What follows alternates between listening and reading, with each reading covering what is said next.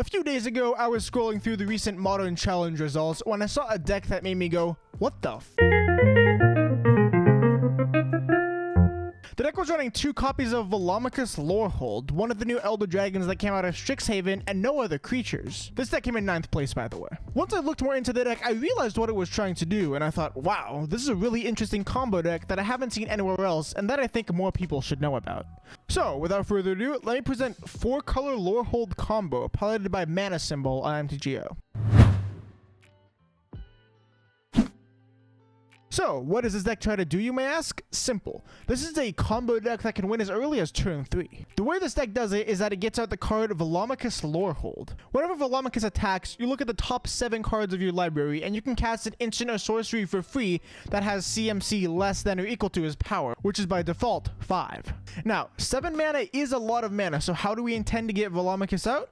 We use Indomitable Creativity. Indomitable Creativity lets us destroy a creature, and then that creature's controller flips from the top of their library until they find a creature card and then puts that onto the battlefield. It's basically a red polymorph that can hit multiple things, and artifacts as well. So the way we abuse this is for Velomachus to be the only creature in our deck, and we have to destroy something like a Mutavault or a token in order to get him out. So how do we get a token, you may ask? Well, we only have one way of doing it, a 4 of Dwarven Mine. This is a card that came out of Throne of Eldraine that has the mountain subtype, and when it enters the battlefield, if you control at least 3 other mountains, you make a 1/1 dwarf. Because of this, our mana base is extremely mountain-centric, as you'll see later.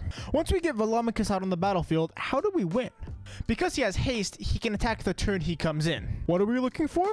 One of our 8 extra turn spells, being 4 of Time Warp and 4 of Savor the Moment. As long as we hit one of those, we're going to attack the next turn and do the exact same thing. We're actually pretty likely to hit one because the turn we attack with him, we're likely to have 6 to 8 extra turn spells in our around 40 to 45 card deck.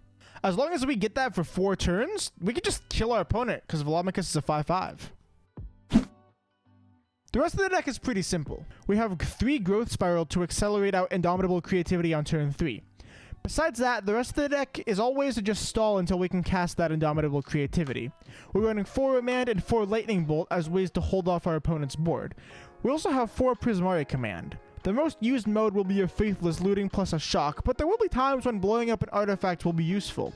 We're running 7 Walkers in the deck, 4 Ren and 6, and 3 Teferi Time Raveler. Both of these walkers are fantastic at stalling out the board and drawing us cards. As far as the mana base goes, it's actually pretty simple. We have the 4 Dwarven Mines as needed for the combo. We have 10 fetch lands, being 4 Wooded Foothills, 4 Scalding Tarn, and 2 Bloodstained Mire. The latter can be any red fetch. As far as our fetchable lands, every single one of them should be a mountain in order to facilitate getting the 1/1 off Dwarven Mine if it's our 4th land that enters. We have 3 Steam Vents, 2 Stomping Ground, and 1 Sacred Foundry for shocks. We also have a Ketria Triumph and a Ralgren Triumph for tri-lands. For basics, we have 1 mountain and 1 island. The island is there just in case we get pathed and we really need the blue mana. As far as sideboards go, this one's pretty straightforward. Control's a tough matchup for us because they can basically cast 1 counterspell and stop our entire deck. While Teferi does help with that immensely, we also have 3 copies of Veil of Summer in the sideboard. Our hardest matchup by far is aggro decks, burn decks, and blitz decks. Because of that, we have 4 Aether Gust and 2 Timely Reinforcements. We have 3 Prismatic Ending for decks that would have Ensnaring Bridge or Solitary Confinement, or really just any deck where we need some extra removal. We also have 3 Stony Silence for artifact decks. So, what do you think about this 4-color Lorehold combo deck? Personally, I think it's very fun to play, and if you like decks like Saheeli Cat combo, I think you'd enjoy this one too.